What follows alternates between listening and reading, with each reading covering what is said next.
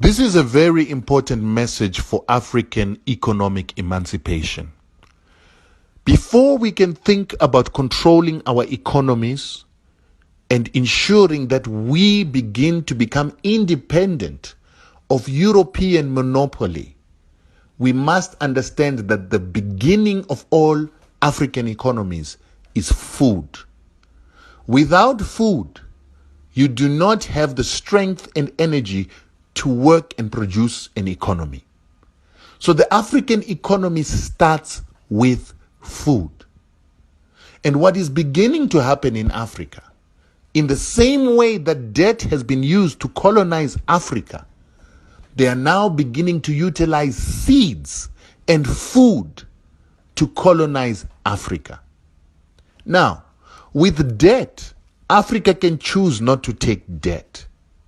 But with food, which you need to eat on a daily basis, 3 times a day, if you get colonized with food, you have no way of escaping that colonization.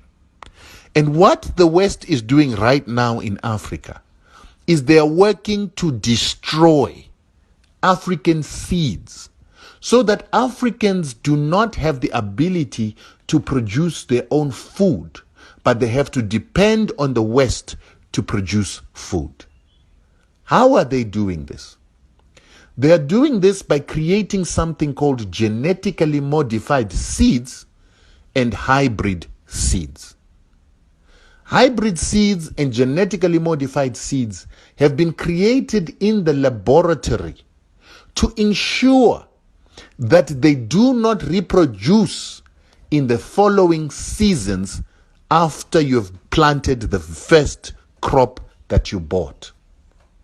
The reason they do this is that they use something called a terminator gene or a genetic use restriction technology that makes a seed not reproduce once it's produced for the first time. Not only is that the problem, but when you grow these genetically modified seeds and these hybrids, it's very important for you to understand that a hybrid and a genetically modified seed are 2 separate things, but they achieve the same result. So when you use this genetically modified seed in your soil, once it starts producing flowers, those flowers are able to cross-pollinate or to drift and pollinate organic seeds that are already found in Africa and turn those seeds into genetically modified seeds so that they also have this terminator gene or this genetic use restriction technology to stop African farmers from regrowing their food for next season. So here is the problem.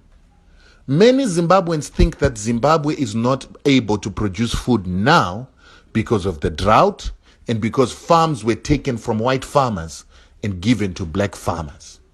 That is not the truth.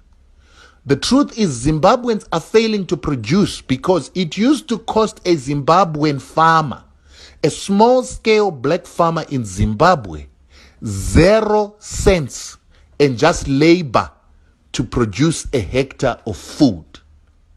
But today, these Zimbabwean farmers were persuaded by companies like Seedco to get rid of their traditional seeds that used to be able to reproduce, and they were given these hybrids that do not reproduce or that continue to have reducing reproduction until they stop reproducing. Now the Zimbabwean farmer doesn't have that seed that can reproduce, so every season the Zimbabwean farmer must go and buy new seeds. And these hybrids do not just grow, but they need fertilizers and chemicals to make them grow. So the Zimbabwean farmer must buy new seeds every season, fertilizer and pesticides to protect these hybrids. So now to produce a hectare in a village costs a farmer nothing less than $250 to buy the seeds together with the fertilizer for him to grow the food. This is a problem that is causing Zimbabwe to lose its food self-sufficiency.